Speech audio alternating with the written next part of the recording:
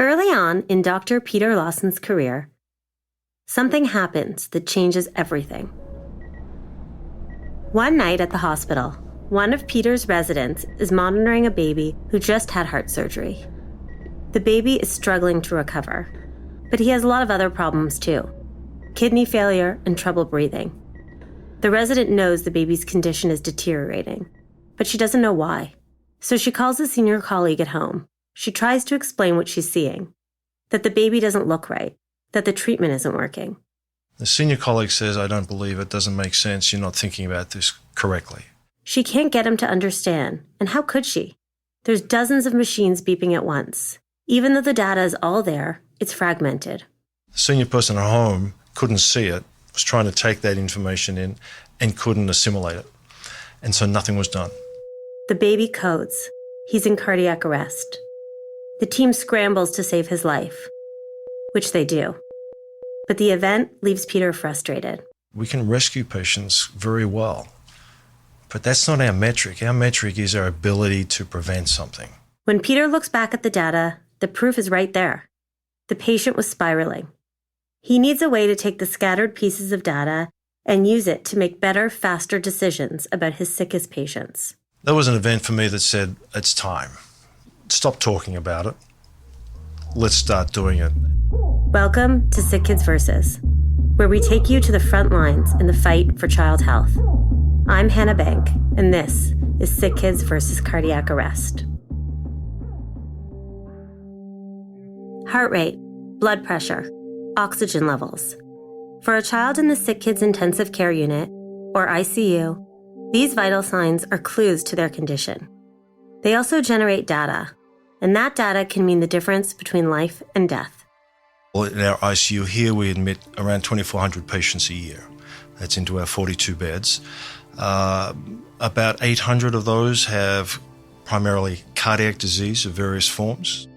That's Dr. Peter Lawson, who you heard at the beginning of this episode. He's been at SickKids for the past 8 years. He's treated critically ill kids almost every day of his 30-year career. Peter likes to understand how things work. As a kid growing up in Australia, he would take apart and fix up old cars with his father. It's a skill that serves him well now, because no child who comes into SickKids ICU is the same. They may come in with heart failure, an infection, severe asthma, or a bunch of conditions combined. Part of Peter's job is to figure out what's going on and what to do about it. Intensive care is really this intense environment between humans and technology. And a lot of information is being presented to clinicians at the bedside, real time and quickly. So quickly, there's no way a nurse or doctor could look at the reams of data produced every minute and calculate what that means for a patient. But it means something. Right now, you see a number on a screen or a waveforms that appear on a screen for 10 seconds and then they go.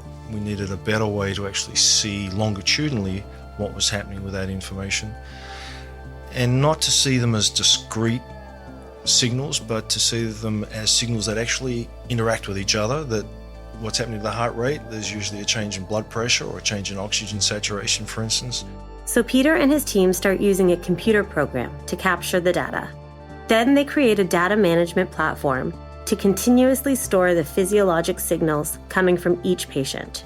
So right now we're collecting what I call a Niagara Falls of data every second. So there's about 200,000 cubic feet per second of water going over Niagara Falls, and we're collecting 200,000 bytes per second of data out in the ICU. Which means every day, each patient generates an ocean of data.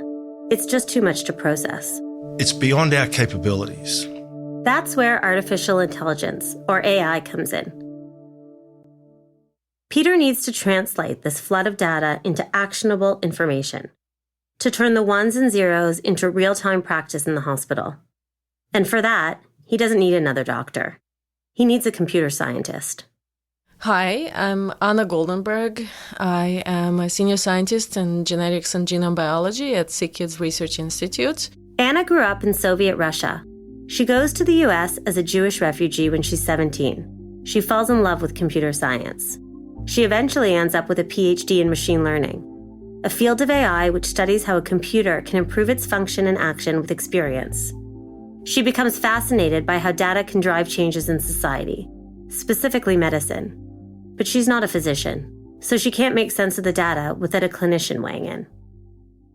To make progress in our field in AI and healthcare, one really needs both. One needs computer science and medicine and medical expertise. So for me, it was clear that I wanted really to be close to the data. And the position opened at SickKids that when I read it, I thought, this is perfect.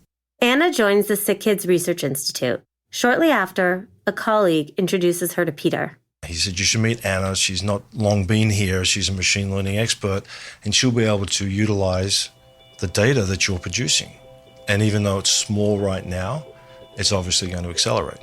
So I met with Anna, and we talked about what was possible. From there, things take off. They develop a team, both local and international, including a computer scientist, a software engineer, a data scientist, a nurse practitioner, a critical care doctor, and a cardiac surgeon, with members as far away as Israel and Australia.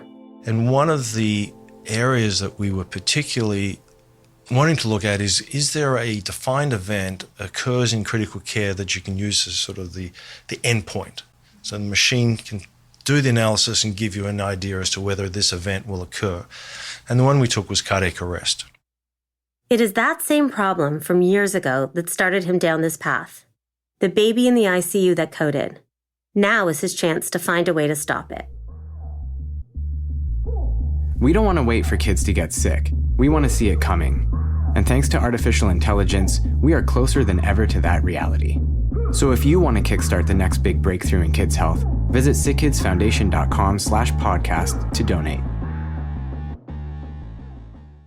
Peter and Anna are about to make a big discovery in the field of AI and medicine. And we'll get to that. But there's a key piece they're missing. We want, and I think AI can enable that better future, and it requires funds. There is no way around it. That's where SickKids Foundation comes in, and its supporters.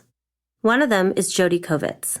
Years earlier, Jody's daughter Lily battles a series of infections at SickKids, culminating in a life-threatening allergic reaction to a medication.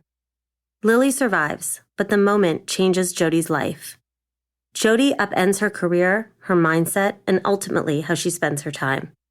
She leaves her job as a lawyer, starts working in tech, and eventually starts Move the Dial, an organization which works to increase the participation of all women in technology.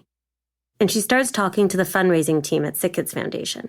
I knew that I wanted to be involved strategically. I also had the experience of, some really challenging moments with patient care.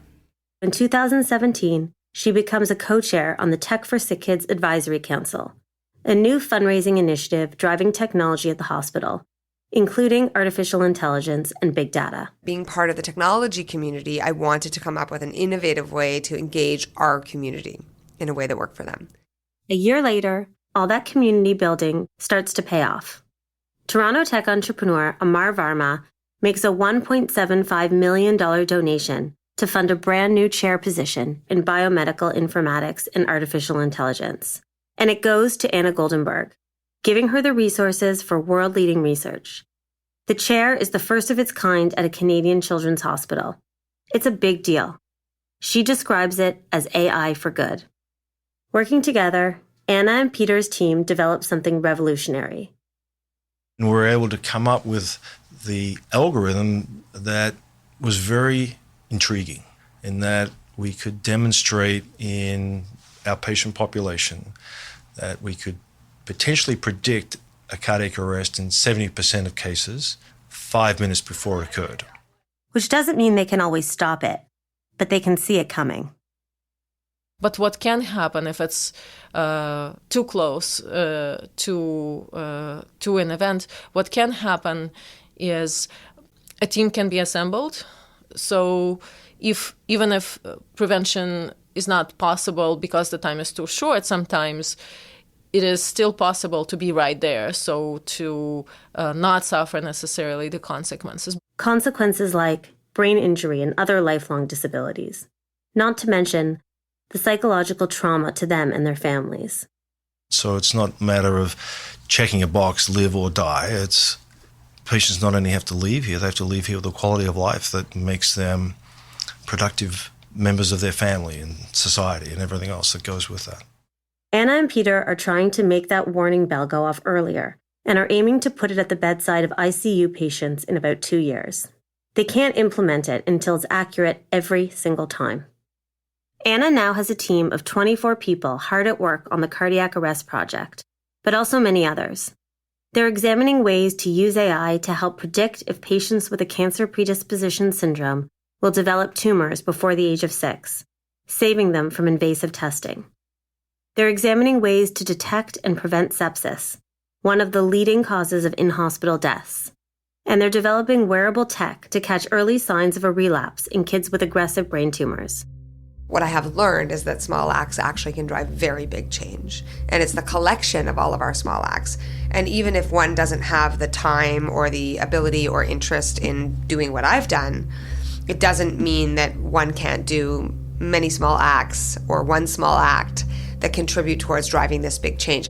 I think proofs of concept are really important. So rather than going for the big win, it's seeing the problem, understanding it, and then starting, and then maybe small incremental steps, small proofs of concept. But boy, do they build. From SickKids Foundation, this is SickKids Versus. Thanks for listening. If you want to support work like this, visit sickkidsfoundation.com/podcast to donate. And if you like this podcast, please subscribe and rate us on Apple Podcasts, Spotify, or wherever you listen to SickKids Versus. SickKids Versus is produced by me, Hannah Bank, Kate Daly, Colin J. Fleming, and Jillian Savigny. This episode was written by Kate Daly. Sound design and editing by Soundworks. Production support by Aisha Barmania. Dr. Anna Goldenberg is the Varma Family Chair in Bioinformatics and Artificial Intelligence. Dr. Peter Lawson is the David and Stacy Cinnamon Chair in Critical Care Medicine. For photos, transcripts, sources, show notes, and lists of donors, as well as researchers and clinicians who help make this breakthrough possible, visit sickkidsfoundation.com/podcast.